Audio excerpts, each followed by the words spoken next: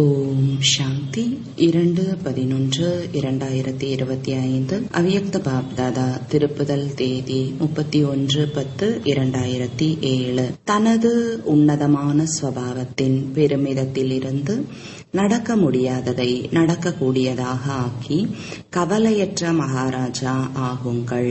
இன்று பாப்தாதா தம்முடைய நாலாபுறமும் உள்ள உன்னதமான ஸ்வமான்தாரி விசேஷமான குழந்தைகளை பார்த்து கொண்டு இருக்கிறார். ஒவ்வொரு குழந்தையின் ஸ்வமான் அவ்வளவு விசேஷமாக உள்ளது.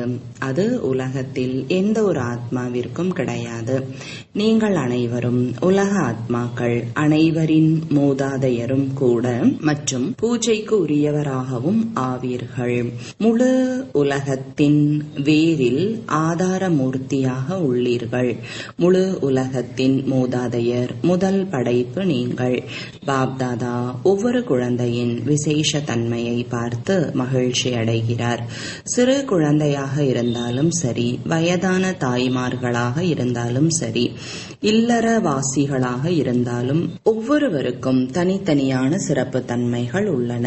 இப்பொழுது எவ்வளவுதான் பெரிய பெரிய விஞ்ஞானிகளாக இருந்தாலும் உலகத்தின் கணக்குப்படி விசேஷமானவர்கள், இயற்கையை வென்றவர்கள், சந்திரன் வரையிலும் கூட சென்று சேர்ந்துள்ளனர். ஆனால் இவ்வளவு மிகச்சிறிய ஜோதி சுரூப ஆத்மாவை அறிந்து கொள்ள முடியவில்லை. ஆனால் இங்கு சின்னஞ்சிறு குழந்தை கூட நான் ஆத்மா என்று ஜோதி பிந்துவை அறிந்துள்ளது. பெருமிதத்தோடு குழந்தை சொல்கிறது, நான் ஆத்மா. எவ்வளவுதான் பெரிய மகாத்மாக்களாக இருந்தாலும் மற்றும் பிராமண தாய்மார்கள் உள்ளனர். தாய்மார்கள் பெருமிதத்தோடு சொல்கிறார்கள், நாங்கள் பரமாத்மாவை அடைந்து விட்டோம். அடைந்து விட்டீர்கள் தானே? மேலும் மகாத்மாக்கள் என்ன சொல்கிறீர்கள்? பரமாத்மாவை அடைவது மிகவும் கடினம். இல்லறவாசிகள் சவால் விடுகிறார்கள். நாங்கள் அனைவரும் இல்லறத்தில் இருந்து கொண்டே வாழ்ந்து கொண்டே தூய்மையாக இருக்கிறோம். ஏனென்றால் எங்களுக்கு நடுவில் தந்தை இருக்கிறார். எனவே இருவரும் சேர்ந்து வாழ்ந்து கொண்டிருந்தாலும் சுலபமாக பவித்திரமாக இருக்க முடிகிறது. ஏனென்றால் தூய்மை நமது சுய தர்மம். வேறு தர்மம் என்றால் கடினமாக இருக்கும். சுய தர்மம் சகஜமானது. மற்றும் மக்கள் என்ன சொல்கிறார்கள்? பஞ்சும் நெருப்பும் அருகருகே இருக்க முடியாது, மிகவும் கடினம் என்று கூறுகிறார்கள். நீங்கள் அனைவரும் என்ன சொல்கிறீர்கள்? மிகவும் சுலபம். உங்கள் அனைவருக்கும் ஆரம்பத்தில் ஒரு பாடல் இருந்தது. எவ்வளவுதான் பெரிய வியாபாரியாக சுவாமியாக இருந்தாலும் ஒரு தந்தையை அறிந்து கொள்ளவில்லை. மிகச் சிறிய ஆத்மாவாகிய புள்ளியை அறிந்து கொள்ளவில்லை.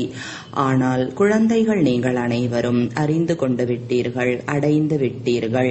இவ்வளவு நம்பிக்கை மற்றும் பெருமிதத்துடன் சொல்கிறீர்கள். நடக்க முடியாததும் நடந்துவிடும். பாப் தாதாவும் ஒவ்வொரு குழந்தையையும் வெற்றி ரத்தினமாக பார்த்து மகிழ்ச்சி அடைகிறார். ஏனென்றால் குழந்தைகள் தைரியம் வைத்தால் தந்தை உதவி செய்கிறார். எனவே உலகத்திற்கு எது நடக்க முடியாததாக உள்ளதோ அது சுலபமாக நடக்கக்கூடியதாக ஆகிவிட்டது. பெருமிதம் உள்ளது. நாம் பரமாத்மாவின் நேரடி குழந்தைகள். இந்த பெருமிதத்தின் காரணத்தினால், நம்பிக்கையின் காரணத்தினால், பரமாத்மாவின் குழந்தைகளாக இருக்கும் காரணத்தினால் மாயையிடம் இருந்தும் கூட தப்பித்து விட்டீர்கள். குழந்தை ஆவது என்றால் சகஜமாக தப்பித்துக் கொள்வது. ஆக குழந்தைகளாக இருக்கிறீர்கள் மற்றும் அனைத்து தடைகளில் இருந்தும் பிரச்சனைகளில் இருந்தும் விடுபட்டு இருக்கிறீர்கள்.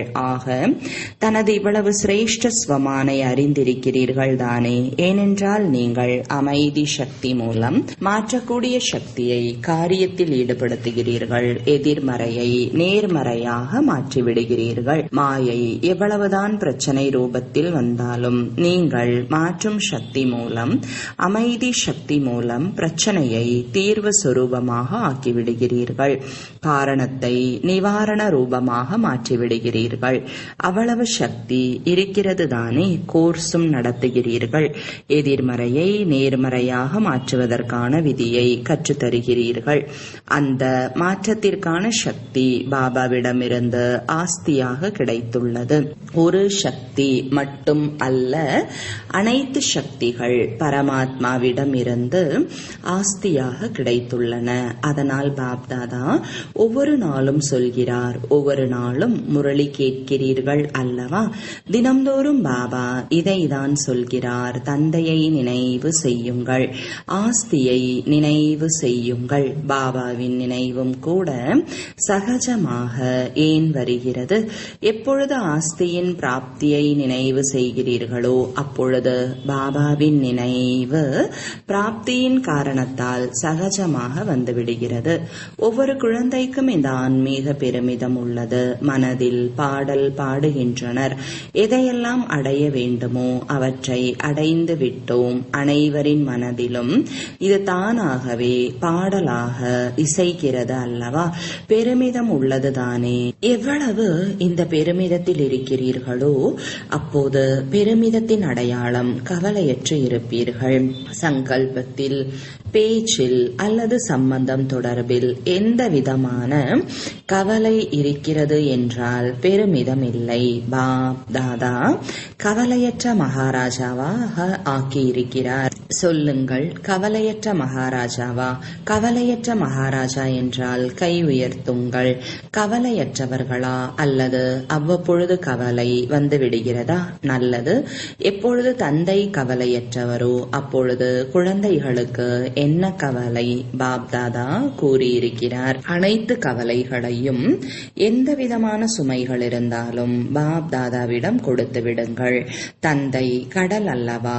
எனவே அனைத்து சுமைகளும் உள்ளடங்கிவிடும். சில நேரம் பாப்தாதா குழந்தைகளின் பாடலை கேட்டு புன்சிரிக்கிறார்.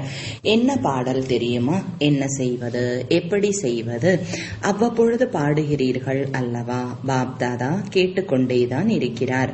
ஆனால் பாப்தாதா குழந்தைகள் அனைவருக்கும் இதைதான் கூறுகிறார். ஹே இனிய குழந்தைகளே, செல்லமான குழந்தைகளே, சாட்சியாக இருந்து பார்க்கும் ஸ்திதியின் இருக்கையில் செட்டாகி விடுங்கள் மற்றும் இருக்கையில் செட்டாகி விளையாட்டை பாருங்கள். மிகுந்த போதை வரும். ஆஹா, 3 காலங்களையும் உணர்ந்த நிலையில் நிலைத்து விடுங்கள். இருக்கையிலிருந்து கீழே வருகிறீர்கள், அதனால் அப்செட் ஆகிறீர்கள். செட் ஆகிவிட்டால் அப்செட் ஆக மாட்டீர்கள். எந்த 3 பொருட்கள் குழந்தைகளை குழப்பி விடுகிறது? ஒன்று சஞ்சல மனம், இரண்டாவது அலைகின்ற புத்தி, மூன்றாவது பழைய சம்ஸ்காரங்கள். பாப்தாதாவிற்கு குழந்தைகளின் ஒரு விஷயத்தை கேட்டு சிரிப்பு வருகிறது. என்ன விஷயம் தெரியுமா? சொல்கிறார்கள், பாபா என்ன செய்வது? என்னுடைய பழைய சம்ஸ்காரங்கள். பாப்தாதா புன்சிரிக்கிறார். எப்போது சொல்கிறீர்கள் என்னுடைய சம்ஸ்காரங்கள் என்றால் என்னுடையவையாக ஆக்கிக் கொண்டீர்களா? ஆக என்னுடையவற்றின் மீது அதிகாரம் இருக்கவே செய்கிறது. எப்பொழுது பழைய சம்ஸ்காரங்களை தனதாக்கி கொண்டீர்களோ அப்பொழுது என்னுடையது என்ற இடத்தை அது பிடித்து கொள்ளும் தானே. எனது சம்ஸ்காரம் என்று பிராமண ஆத்மா சொல்ல முடியுமா? எனது எனது என சொல்கிறீர்கள் என்றால் அந்த எனது தனது இடத்தை உரிமையுடன் பிடித்துக் கொண்டது. பிராமணர்கள் நீங்கள் எனது என சொல்ல முடியாது. இவை பழைய பிறவியின் சம்ஸ்காரங்கள், சூத்ர வாழ்க்கையின் சம்ஸ்காரங்கள், பிராமண வாழ்க்கையினுடையவை அல்ல. ஆக எனது எனது என சொல்லி இருக்கிறீர்கள் என்றால் அதுவும் கூட எனது என்ற அதிகாரத்தில் அமர்ந்து விடுகிறது. பிராமண வாழ்க்கையின் உன்னதமான சம்ஸ்காரத்தை பற்றி அறிவீர்கள் தானே. மேலும் இந்த சம்ஸ்காரத்தை நீங்கள் பழையது என சொல்கிறீர்கள். அதுவும் பழையது அல்ல. சிரேஷ்ட ஆத்மாக்களாகிய உங்கள் பழையதிலும் பழைய சம்ஸ்காரம் அனாதி மற்றும் ஆதி சம்ஸ்காரம். இதுவோ துவாபர மத்திய காலத்தின் சம்ஸ்காரம். ஆக மத்திய கால சம்ஸ்காரத்தை பாபாவின் உதவியுடன் முடித்துவிட வேண்டும். இது ஒன்றும் கடினமானது அல்ல. ஆனால் என்ன நடக்கிறது? பாபா எப்பொழுதும் உங்களோடு இணைந்திருப்பவர், அவர் நம்மோடு இணைந்தே இருக்கிறார் என்பதை அறிந்தும் சகயோகம் பெற்றுக்கொள்வது இல்லை. இணைந்திருப்பதன் பொருளே சமயத்தில் சகயோகி என்பதுதான். ஆனால் சமயத்தில் சகயோகம் பெற்றுக்கொள்ளாத காரணத்தால் மத்திய காலத்தின் சம்ஸ்காரம் மகான் ஆகிவிடுகிறது. பாப்தாதாவிற்கு தெரியும், குழந்தைகள் அனைவரும் பாபாவின் அன்பிற்கு பாத்திரமானவர்கள், உரிமையுள்ளவர்கள். அன்பின் காரணத்தால் அனைவரும் தங்கள் வீட்டுக்கு வந்து சேர்ந்திருக்கிறீர்கள் என்பது பாபாவிற்கு தெரியும். வெளிநாட்டிலிருந்து வந்திருந்தாலும் சரி, உள்நாட்டிலிருந்து வந்திருந்தாலும் சரி, அனைவரும் பரமாத்மா அன்பின் கவர்ச்சியால் தங்கள் வீடு வந்து சேர்ந்திருக்கிறீர்கள். சொல்லுங்கள், அனைவரும் அன்பு எனும் கயிறால் கட்டப்பட்டு இங்கே வந்து சேர்ந்து இருக்கிறீர்கள் தானே? இந்த பரமாத்மா அன்பு மனதிற்கு ஆறுதல் அளிப்பது நல்லது. யார் முதல் தடவையாக இங்கு வந்து சேர்ந்திருக்கிறீர்களோ அவர்கள் கைகளை உயர்த்துங்கள், கை அசையுங்கள், நல்வரவாகட்டும். இப்பொழுது பாப்தாதா என்ன வீட்டு பாடம் கொடுத்திருந்தாரோ நினைவுள்ளதா? வீட்டு பாடம் நினைவு இருக்கிறதா? பாப்தாதாவிடம் பலவிதமான முடிவுகள் வந்துள்ளன. அனைவரின் முடிவும் வரவில்லை. சிலரிடமிருந்து இத்தனை சதவிகிதம் என வந்துள்ளது. ஆனால் இப்பொழுது என்ன செய்ய வேண்டும்? பாப்தாதா எதை விரும்புகிறார்? பாப்தாதா இதைதான் விரும்புகிறார். அனைவரும் பூஜைக்குரிய ஆத்மாக்கள். எனவே பூஜைக்குரிய ஆத்மாக்களின் விசேஷமான லட்சணம் ஆசீர்வாதம் கொடுப்பது. ஆக நீங்கள் அனைவரும் பூஜைக்குரிய ஆத்மாக்கள் என்பதை அறிவீர்களா? ஆக இந்த ஆசீர்வாதம் கொடுப்பது, அதாவது ஆசீர்வாதம் பெறுவது என்பது புரிந்து கொள்ளப்பட்டதாக ஆகிவிடுகிறது. யார் ஆசீர்வாதம் கொடுக்கிறாரோ, யாருக்கு கொடுக்கிறாரோ அவருடைய மனதிலிருந்து கொடுப்பவருக்காக அடிக்கடி ஆசீர்வாதம் வெளிப்படுகிறது. எனவே ஹே பூஜைக்குரிய ஆத்மாக்களே, உங்களுடைய மூல சம்ஸ்காரம் ஆசீர்வாதம் கொடுப்பதுதான். அனாதி சம்ஸ்காரம் ஆசீர்வாதம் கொடுப்பது. எப்பொழுது உங்கள் ஜட சித்திரங்களும் ஆசீர்வாதங்களை கொடுத்து கொண்டு இருக்கிறதோ அப்பொழுது சைத்தன்ய பூஜைக்குரிய ஆத்மாக்களாகிய உங்களுக்கு ஆசீர்வாதம் கொடுப்பது என்பது இயற்கையான சம்ஸ்காரம். இதை எனது சம்ஸ்காரம் என சொல்லுங்கள். மத்திய துவாபரயுக சம்ஸ்காரம் இயற்கையானதாகவும் இயல்பானதாகவும் ஆகிவிட்டது. உண்மையில் இந்த சம்ஸ்காரம் ஆசீர்வாதம் கொடுப்பதற்கான இயற்கையான ஸ்வபாவமாகும். எப்பொழுது யாருக்காவது ஆசீர்வாதம் கொடுக்கிறீர்களோ அப்பொழுது அந்த ஆத்மா எவ்வளவு மகிழ்ச்சி அடைந்து விடுகிறது. அந்த மகிழ்ச்சியின் வாயுமண்டலம் எவ்வளவு சுகம் தருவதாக உள்ளது. எனவே யாரெல்லாம் வீட்டு பாடம் செய்திருக்கிறார்களோ அவர்கள் அனைவருக்கும் வந்திருந்தாலும் சரி, வரவில்லை என்றாலும் சரி, ஆனால் பாப் தாதாவிற்கு முன்னிலையில் இருக்கிறார்கள். ஆக பாப்தாதா அவர்களுக்கு வாழ்த்து சொல்கிறார். வீட்டு பாடம் செய்திருக்கிறீர்கள் என்றால் அதை தங்களின் இயல்பான சுபாவமாக ஆக்கிக்கொண்டு இனிமேல் செய்து கொண்டு செய்ய வைத்துக் கொண்டே இருக்க வேண்டும். மேலும் சிலர் சிறிது செய்திருக்கலாம், செய்யாமலும் இருக்கலாம். அவர்கள் அனைவரும் நான் எப்பொழுதும் பூஜைக்குரிய ஆத்மா, நான் பாபாவின் ஸ்ரீமத் படி நடக்கக்கூடிய விசேஷமான ஆத்மா. இந்த நினைவை அடிக்கடி தனது நினைவு சொரூபத்தில் கொண்டு வர வேண்டும். ஏனென்றால் ஒவ்வொருவரிடமும் நீங்கள் என்னவாக ஆகப் போகிறீர்கள் என்று கேட்கும் பொழுது அனைவரும் லக்ஷ்மி நாராயணனாக ஆக போகிறோம் என்றுதான் சொல்கிறார்கள். ராம் சீதாவாக ஆவதில் யாரும் கைகளை உயர்த்துவது இல்லை. 16 கலை முழுமையாக வேண்டும் என்ற லட்சியம் உள்ளது என்றால் 16 கலை என்றால் மிகவும் பூஜைக்கு உரியவர். பூஜைக்குரிய ஆத்மாவின் கடமை ஆசீர்வாதம் கொடுப்பது. இந்த சம்ஸ்காரத்தை நடமாடும் பொழுதும் சுற்றி வரும் பொழுதும் சதா காலத்திற்காகவும் உருவாக்குங்கள். பூஜைக்கு உரியவராகவே இருக்கிறீர்கள். 16 கலைகள் நிரம்பியவராகவே இருக்கிறீர்கள். இதுதான் லட்சியம் அல்லவா? பாப்தாதா மகிழ்ச்சி அடைகிறார். யாரெல்லாம் செய்திருக்கிறார்களோ அவர்கள் தங்கள் நெற்றியில் வெற்றி திலகத்தை பாப்தாதா மூலம் இட்டுக்கொண்டு விட்டார்கள்.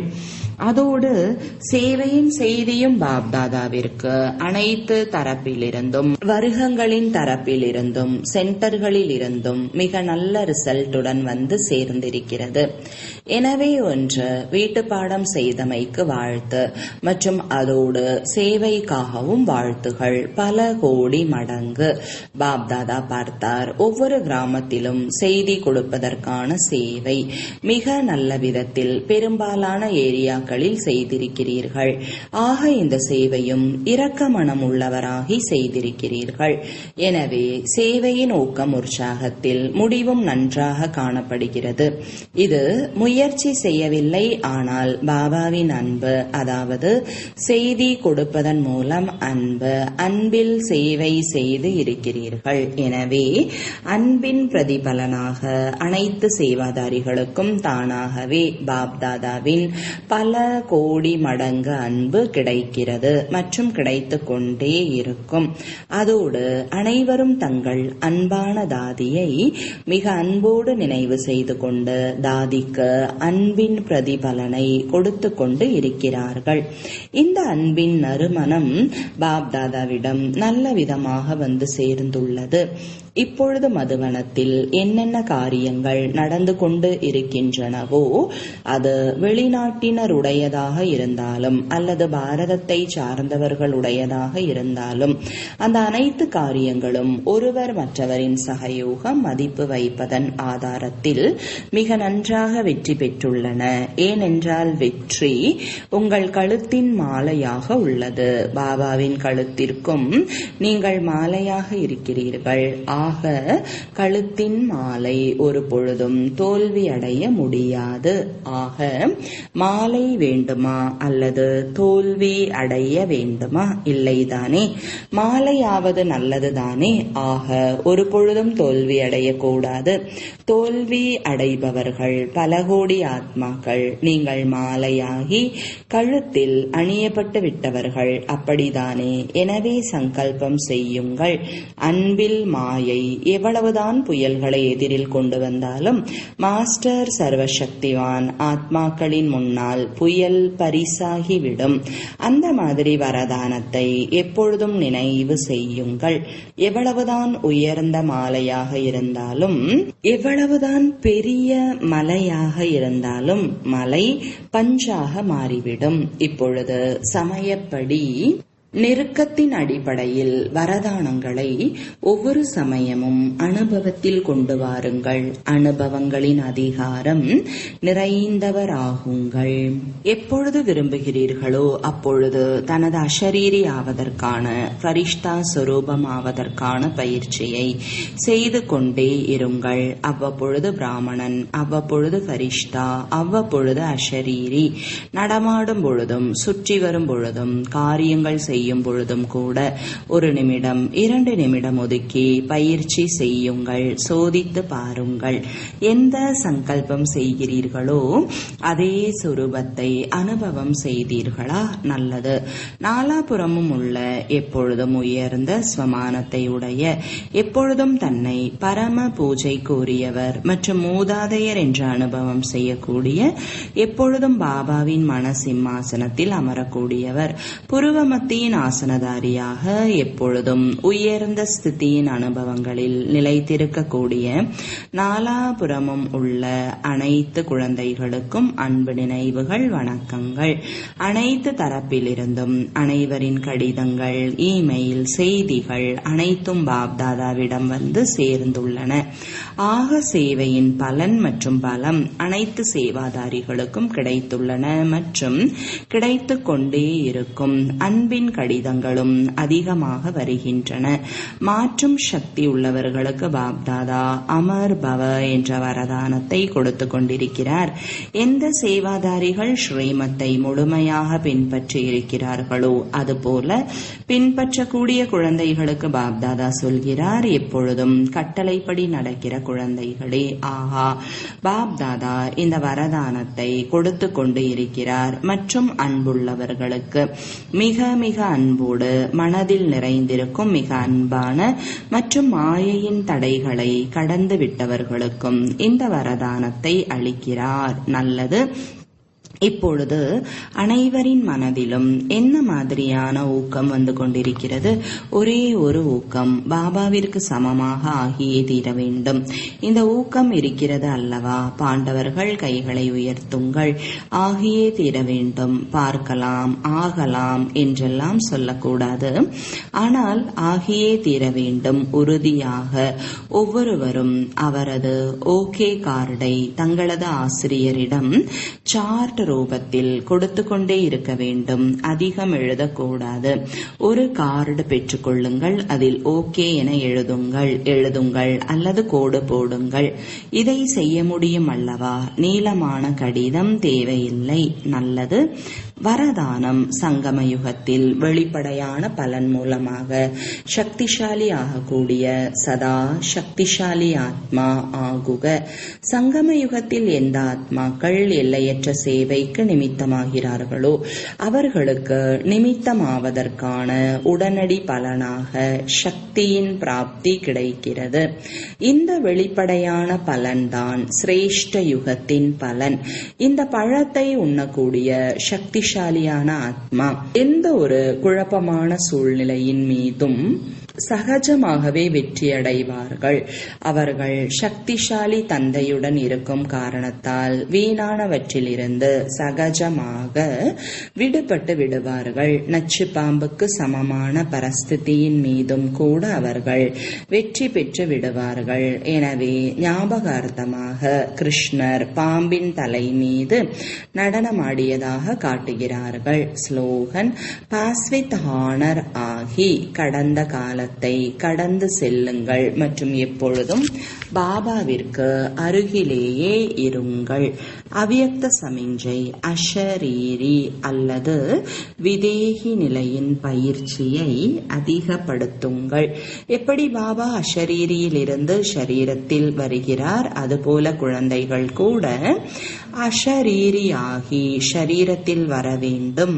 அவ்யக்த நிலையில் நிலைத்திருந்து பிறகு ஷரீரத்தில் வர வேண்டும். எப்படி இந்த ஷரீரத்தை விடுவதும் ஷரீரத்தை எடுப்பதுமான அனுபவம் அனைவருக்கும் உள்ளதோ அதுபோல எப்பொழுது விரும்புகிறீர்களோ அப்பொழுது ஷரீர உணர்வை விட்டு அஷரீரி ஆகிவிடுங்கள். மற்றும் எப்பொழுது விரும்புகிறீர்களோ அப்பொழுது ஷரீரத்தை ஆதாரமாக எடுத்து கர்மங்களை செய்யுங்கள். முற்றிலும் இது போலவே அனுபவம் செய்யுங்கள். எப்படி இந்த ஸ்தூல ஆடை தனியாக உள்ளது மற்றும் ஆடையை அணிகின்ற ஆத்மா நான் தனியாக இருக்கிறேன். ஓம் சாந்தி.